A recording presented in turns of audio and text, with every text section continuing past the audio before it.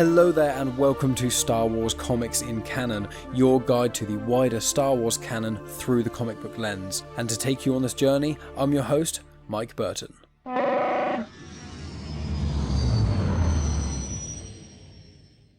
And so for this week of Star Wars Comics in Canon, I am going to be tackling two comics, so it is another double feature.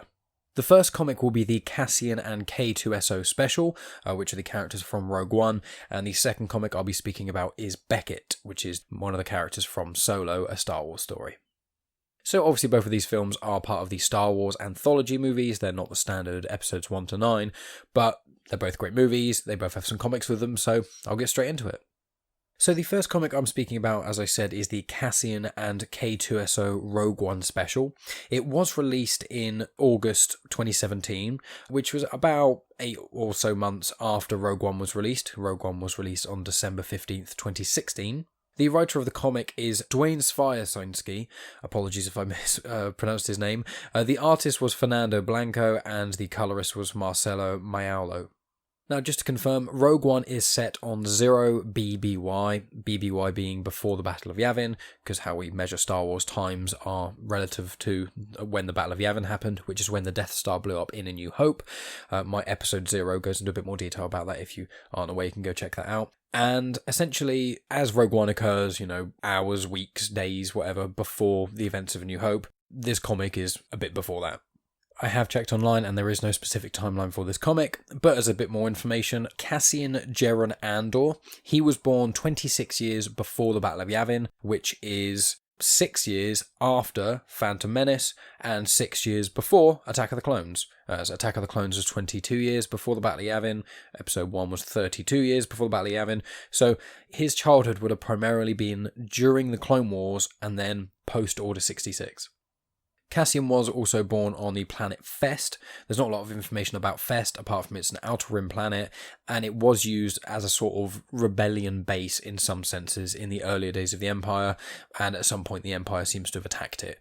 That seems to be all we know at the moment, but I will say that there is going to be a Cassian Andor show on Disney+.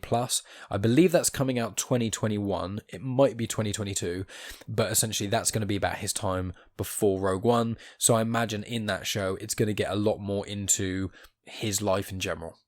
I will also preface this comic is an origin story to how Cassian met K-2SO.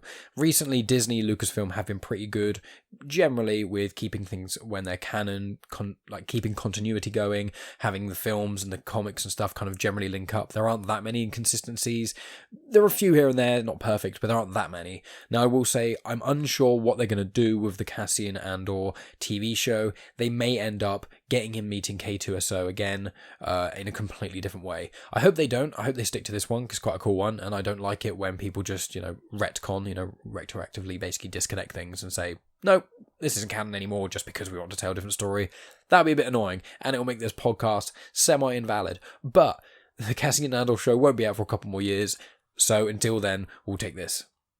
Now, the comic itself doesn't really have that much other information. Pretty much everything in it is actually what first introduced in this comic and doesn't appear to have been introduced elsewhere. So I'll get started with a bit of the narrative and things.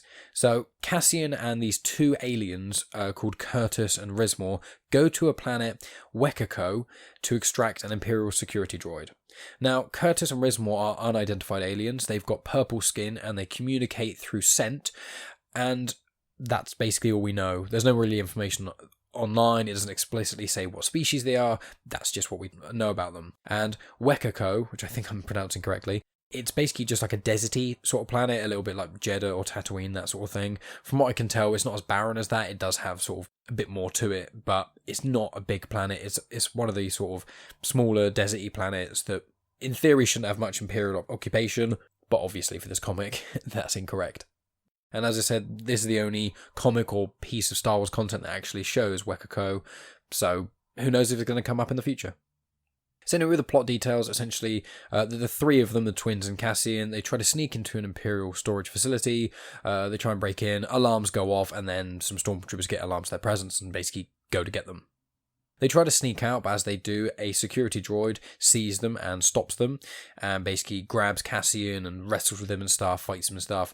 Cassian manages to just get behind him and stuff. He tries to activate a kill switch, which he thought was in the Imperial security droid's neck. It's not, but one of the twins knows where it is and clicks the thing. I think it's on his thigh. It doesn't explicitly say where it is. It's either around his bum or his sort of upper thigh, so it's around that area. So Cassian then, after the droid is turned off, he tries to sort of play around with him and try and get rid of his memory, that sort of thing. Then the droid, called K-2SO, unsurprisingly, awakens and says he's got 29.73% of his memory's been erased, which means he still has around 70% left. He then attacks Cassian. Cassian and the twins basically close him down again. He then boots him back up. He says that he's in command of K-2SO, so then K-2SO basically protects them. As they get towards their ship, there's way more stormtroopers there. It seems to be a big issue. They're not sure how they're going to get there. One of the twins basically yells something at Cassian and runs, basically causing a distraction. It's the only time you hear one of the twins talk in the comic, which is basically her yelling at Cassian, because, as I said, they communicate with each other through sense, as in scents, as in smells, as in they let off a scent and it smells of something, and they communicate through that somehow. And essentially, one of them runs off as a distraction, the other one basically follows, and then the ship blows up. Not sure if they blew up the ship or if the stormtroopers did, but the ship blows up, and then Cassian and K2 basically have to get out. So they find another ship, they find an Imperial ship. While getting to that ship, K-2SO basically attacks Cassian again. Cassian has to turn him off again with a kill switch, reboot him another time, and then that's more or less each time he gets kill switched and turned on and off, his memory seems to get wiped more and more each time. And so once that happens, they basically get on the ship. Then K-2SO says, look, I don't have the desire to detain you or hurt you anymore. Cassian's like, okay, that's cool.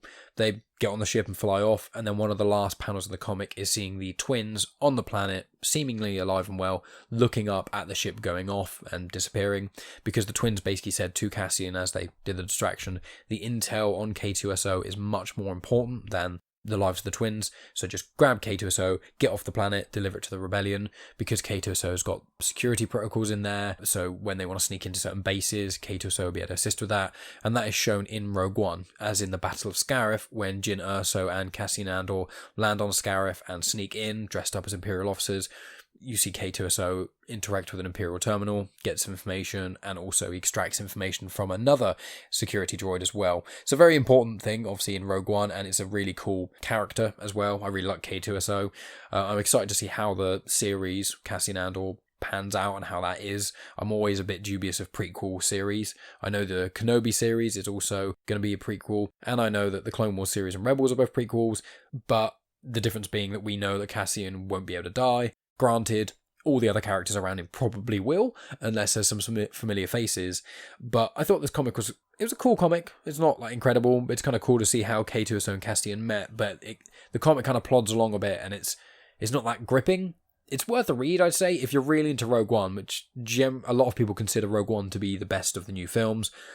I think it's one of the best of the new films, maybe not the best. I'm not going to go into my opinions of all the Star Wars now. Maybe some point down the future I'll do an episode about all my rankings of Star Wars, but essentially that's more or less it for the Cassian and K-2SO. As I said, there's not that much narrative within it. There's not that many other connections to other Star Wars content, considering the two supporting characters have never appeared in anything else. Their name and their species hasn't been mentioned and seemingly isn't anywhere else, and the planet they go to also isn't anywhere else.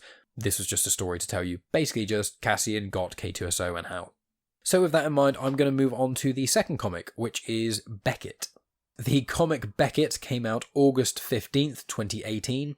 Just for reference, Solo came out May 25th, 2018. So, about 3 months or so difference. The writer for it is Gerry Duggan. The colorist is Jordan Boyd. And there are 3 artists for this one. Now, what's interesting is there are 3 chapters in the comic. It's quite a thick one-shot comic, to be fair. There are 3 chapters in it, and each chapter is drawn by a different artist. Now, I checked through them. You can see a degree of difference, but they do a pretty good job of being consistent, to be fair to them. But the 3 artists are Edgar Salazar, Will Sliney, and Marc Laming, or Laming. Apologies for mispronunciation of people's names. Now, Beckett is played by Woody Harrelson in Solo. You should recognise him if you've seen Solo, which I watched the other day, actually, on May 4th. Huzzah! A lot of fun. And Beckett's first name is Tobias, so it's called Tobias Beckett. It's not exactly clear when his year of birth was, but funnily enough, a bit of information I found is that he comes from planet Gli Anselm. And what's funny about that is Glee Anselm is called a water planet, but it's a bit like Earth. It seems from the pictures and descriptions, it's quite like Earth, except there's a higher percentage of water compared to land. So that's generally what it is. But the cool thing about that is actually the Jedi Master Krait is actually also from Glee Anselm. Now, Krait, if you remember, if you've seen the Clone Wars, you'll recognise him a bit more. He's basically a green guy with tentacles and a Jamaican accent. If you've only seen the films, he is in episode 2 and 3. In episode 2 in Geonosis, he actually force pushes a droid body that's got C-3PO's head on it during the sort of Battle of Geonosis in the arena when they rescue Obi-Wan, Anakin and Padme. He force pushes the body over, he smiles, and as I said, he's got the tentacles and the green lightsaber, and he also gets killed by Palpatine in episode 3. He is with Mace Windu. He's part of the little group and posse that go to challenge Palpatine. Obviously, 2 of them get destroyed within about a second. Then Krait manages to deflect 2 lightsaber hits and then gets killed, and that's basically the end of him. But I just thought it was quite cool that Tobias Beckett and Krait come from the same homeworld, so I thought I'd throw that into this episode too. Another fun thing about Tobias Beckett is he actually kills the bounty hunter called Aurra Sing. This is mentioned in Solo itself, but if you haven't seen the movies, you won't really know who Aurra Sing is. She does appear in episode 1 during the pod racing for about a second or 2. She is very, very pale skinned, very white skinned. She has quite dark bags under her eyes. She's essentially bald except a small type ponytail thing. And she has a gun out. And you kind of see her from behind, from what I can recall in episode 1. If you've seen the Clone Wars, you'll know she's got a lot more character and there's a lot more to her than that. In the Clone Wars series, she often works with Cad Bane, and she actually works with Boba Fett as well. In the Clone Wars series, in season 2, I believe it is, towards the end of it, there's a story arc about Boba Fett, and he teams up with Bossk, the Trandoshan. He is the lizard-looking guy who is in Empire Strikes Back, along with Dengar, Forlom, Boba Fett, a lot of them. He is with them there. So it's quite cool in the Clone Wars seeing Boba Fett interact with Bossk, decades before he's in Empire Strikes Back with him, essentially. And yeah, Aurra Sing, she is not a very nice bounty hunter. She's not like the Mandalorian, who's a bit morally grey, but generally a good person. She's kind of the opposite in some ways. But yeah, Tobias Beckett kills Aurra Sing. Fan of the Clone Wars, you know who she is. If you're not, go watch Clone Wars. A little other fun thing of Beckett before we get into the comic. The gun that Han Solo is very famous for having, the DL-44 blaster, was actually given to him by Tobias Beckett in the Solo Star Wars story. So it's quite cool seeing, his staple gun, his trademark gun, this blaster. But what's also quite interesting about the DL-44 blaster is Dr. Aphra has this blaster, not the exact same one that was owned by Solo, it's quite a fairly commonish blaster. But the blaster itself, the model and make, Dr. Aphra has it. Anyone who reads the comics will know who Dr. Aphra is. Anyone who doesn't read the comics probably won't know who she is. She's mentioned in one book, the Certain Point of View book, which is the 40th anniversary of A New Hope, where there's 40 short stories that are all supporting characters to tell the story of A New Hope in a slightly different way. Brilliant book, really recommend it. She's one of the stories for that. But she basically first showed in the Darth Vader comics, the first run of them, and then she got her own comic series as well. I will be going into Dr. Aphra. There's a lot to say about her. I will be going into her in other works as well, but I just thought it was cool for anyone familiar to know about that. And also the character Ezra Bridger from Star Wars Rebels also has a DL-44 blaster, so that's just kind of fun. Tobias Beckett gave his gun to Han Solo, and that same maker model was also owned by Dr. Aphra and Ezra Bridger. So now getting into the comic itself, I think this is a great comic. I actually enjoyed it more than the Cassian K-2SO comic. I still don't think it's phenomenal, but as I often say, one-shot comics, it's quite hard to get an absolutely amazing one-shot comic, but I think this one did a pretty cool job. So there are 3 chapters, and I'll just go into the vague details of them. Essentially, chapter 1, it starts with Val, Rio Durant, and Beckett. They're all, friends. They're the ones who are together in Solo Star Wars story. Val is the woman who's Beckett's love interest, played by Thandie Newton.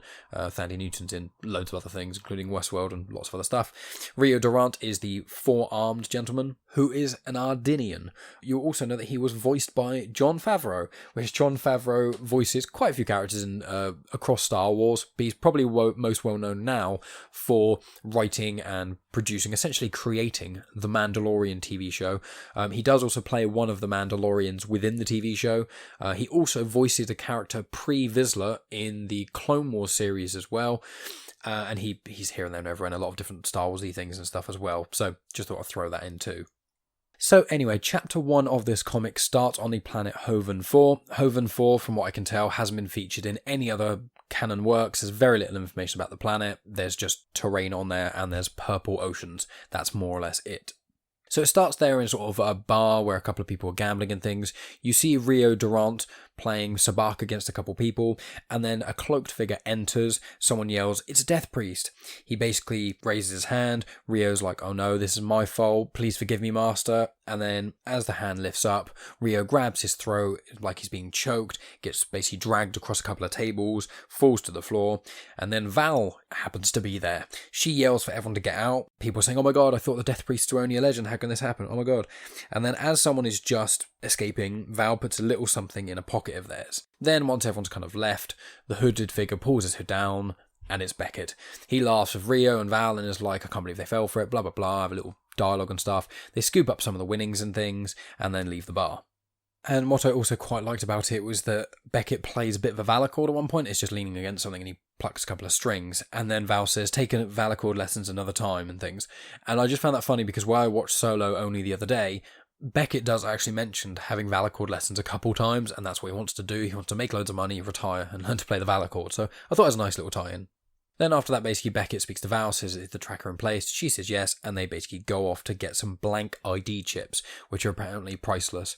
Now, from what I can tell, blank ID chips are really helpful because in Solo Star Wars story, it said quite a lot where, the stormtroopers come up to people and are always IDing people. Well, if you've got an ID card and you can just fill it in with whatever you want, you can have a new identity, you can get through quite a few places, like if the Imperials are trying to get you or anything, it's quite easy to just change identity and stuff. So that's why they want those, and it seems that Dryden Voss is the person who wants them.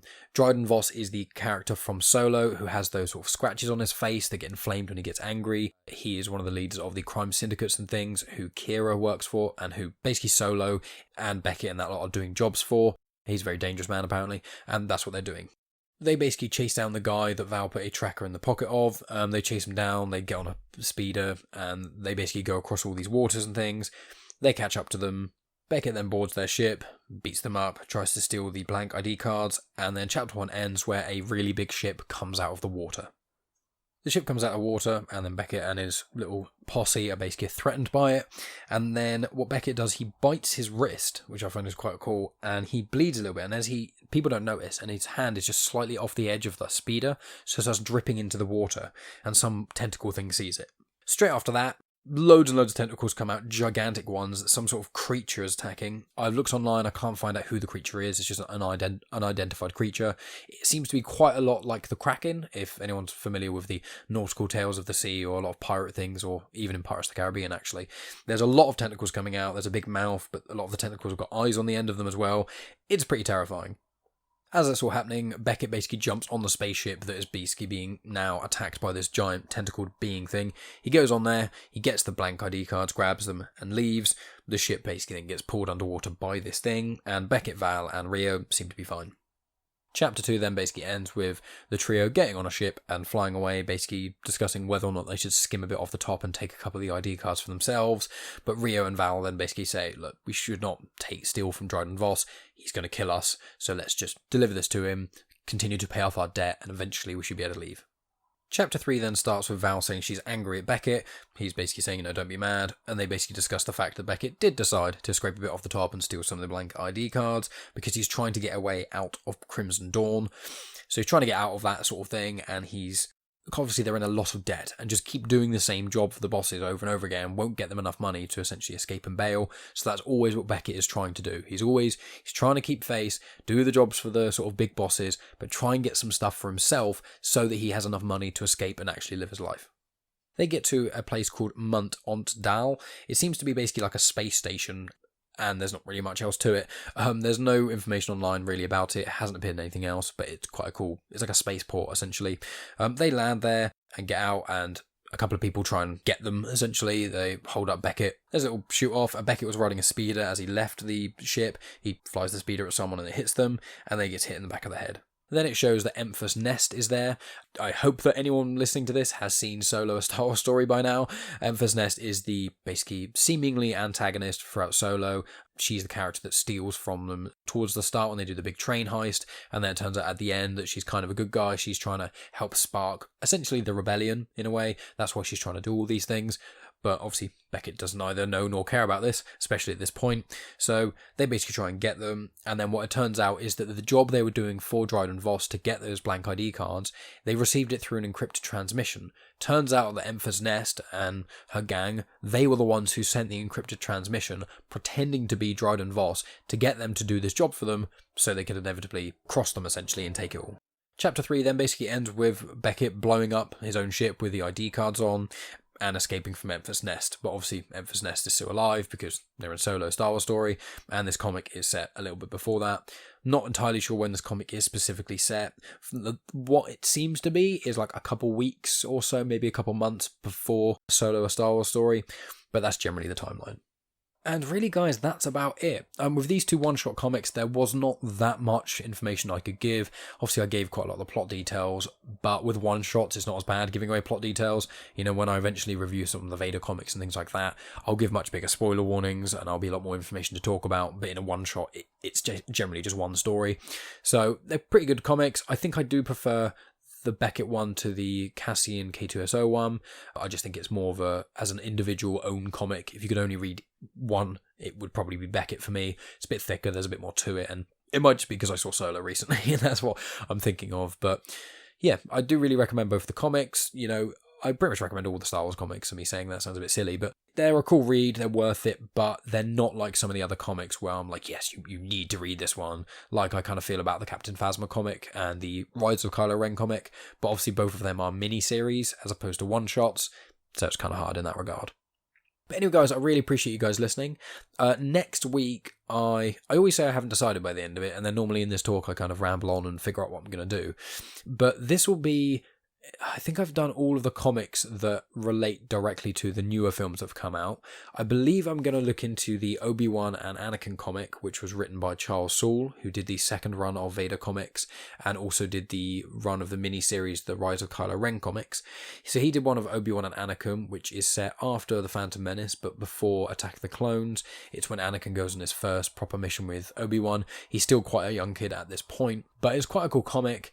It's really a comic miniseries. Again, as I keep talking about miniseries, it's another one of those, but I bought it in like one annual, essentially, so I keep referring to it as one comic. I think I may do that next week, but I have got the first annual of the Star Wars mainline comics now, so I've got the first arc of that. It's called Skywalker Strikes, and it's set basically straight after A New Hope.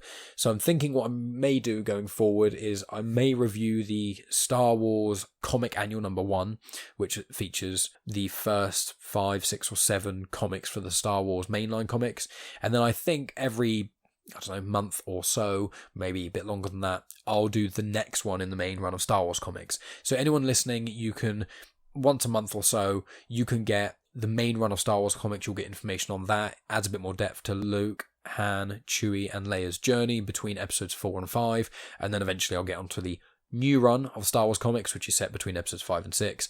While I can do that, instead of me just saying, okay, for the next 10 weeks I'm going to do Star Wars, the main run of Star Wars comics, what I'll do is I'll keep doing mini-series and one-shots and things in between them, while also every now and then doing the Star Wars main run. So I think I may do the first Star Wars run of comics next week, and then maybe the week after that I'll do Obi-Wan and Anakin.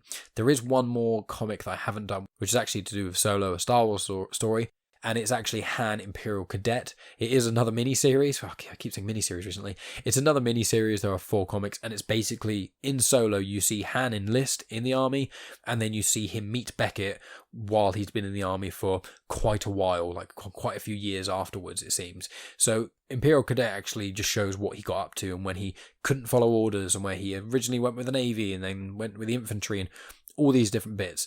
So I think for the next 3 weeks, it's probably going to be this main run of Star Wars comics next week. Then the week after that, probably the Obi-Wan and Anakin, so it's sort of prequel era comic. Then after that, maybe Han Solo Imperial Cadet. So that's probably where I'm going to go from here. If any of you guys have any suggestions, please send them my way. I'm always happy to hear them. I have another show, Genuine Chit-Chat, as well. You can contact me on any of the social media channels at Genuine Chit-Chat on Instagram, Twitter, and Facebook. Or you can email me at starwarscomicsincanon@outlook.com or genuinechitchat@outlook.com. Both emails go to the same place. And yeah, I have different guests on the show all the time. I've had quite a few of the guys from Comics in Motion on there, and I'm having more as it comes out. There's a recent episode with Tony Farina of the Indie Comic Spotlight. There's going to be an upcoming one with Max Byrne of Mandatory Marvel and DC. Lots of different ones that I've got sort of out and coming out, so be sure to check out Genuine Chit Chat if you like the sound of my voice, and if you like the more interview-style conversational podcasts, because that's what it is. Anyway, thank you so much for listening, guys. I do really appreciate it. As I said, make any contact if you've got any suggestions or just want to have a conversation with anyone. In these trying times, I hope you guys are all staying safe, reading lots of comics and lots of books, because there's no better time to do that, and keeping your sanity, essentially. Making sure you're checking up on people all around you and stuff, because this lockdown thing is different across the world of how you're being affected, but it's pretty unpleasant for a lot of us. So just make sure you check on people you care about. So that's it for me, guys. Stay safe. Thank you so much for listening, and may the Force be with you.